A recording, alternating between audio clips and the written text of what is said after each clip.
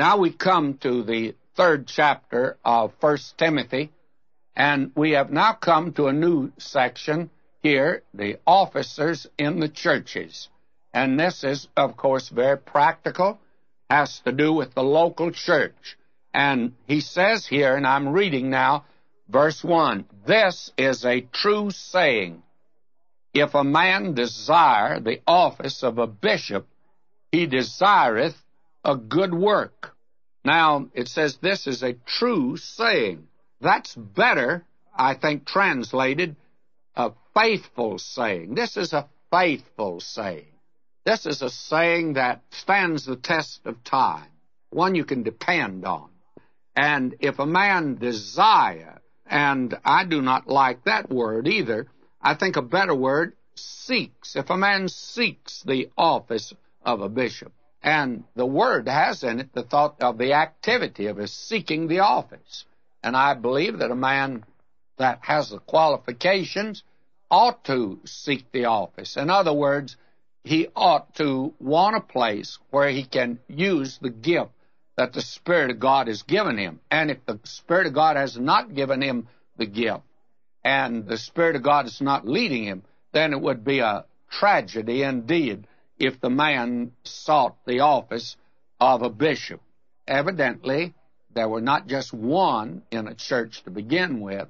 There were several in a church. Now he desireth a good work. This is a place where he can serve in the church. Now, the word bishop here is a word that has been misinterpreted, and it also has been interpreted differently by different groups. Those that believe in an episcopal form of government in the church, they put the emphasis here upon this word. And the word bishop actually means an overseer or a superintendent.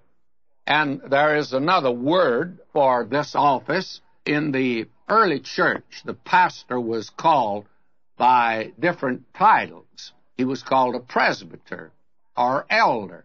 He was called a pastor or a shepherd. And he was called a bishop or an overseer. And the word minister was used of him, of course, also. And he was never called reverend. And I do not think any preacher ought to be called reverend. And reverend means terrible, by the way. And that may be applicable to some of us, but it means that which incites terror. And it's a name that only applies to God. But these are different words that are used. Now, I believe personally that elder and bishop are the same person. As I say, the Episcopal Church would disagree with that altogether, or every church that has that form of government. I believe that the elder, which is the Greek presbyteros, is the word applied to the person. That is, he must be a mature Christian. And we'll see that that was important. And then bishop, and that's the Greek episkopos, that applied to the office.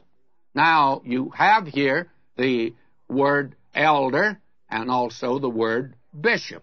And I think that they apply actually to the same individual. But regardless, a bishop never in the early church had an authority over other bishops or other elders.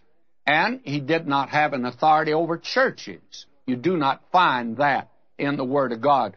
Even Paul, who founded churches, never spoke of himself as the bishop of a church or the one that was ruling the church in any way whatsoever.